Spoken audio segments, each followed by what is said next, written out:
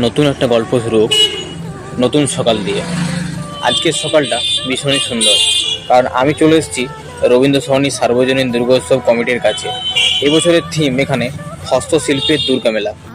এই প্যান্ডেলের সব থেকে আশ্চর্যজনক ব্যাপার হলো এই প্যান্ডেলের সরঞ্জামগুলি, যেমন প্লাইবোর্ড, ধানের খোসা, কাঠগুড়ি এবং বাঁশ দিয়ে বিভিন্ন ধরনের কারুকার্য, এছাড়াও জঙ্গলের ফল, ফুল, ঘাস, বেল, নারকেল ইত্যাদি দিয়ে এত সুন্দর একটা হস্তশিল্প করা সম্ভব তা দেখিয়ে দিয়েছেন এখানকার রবীন্দ্র সরণি সার্বজনীন দুর্গোৎসব কমিটির সকল সদস্য। এই কমিটিকে অসংখ্য ধন্যবাদ জানাবো এত সুন্দর একটা হস্তশিল্পের উপহার দেওয়ার জন্য। এবং হস্তশিল্পের প্রধান কারিগর, ওনাকে তো বলার আর কিছুই নেই।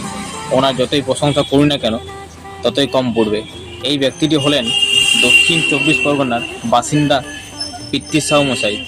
সত্যি আজ থেকে এই কাকুর আমি বড় ফ্যান হয়ে গেলাম।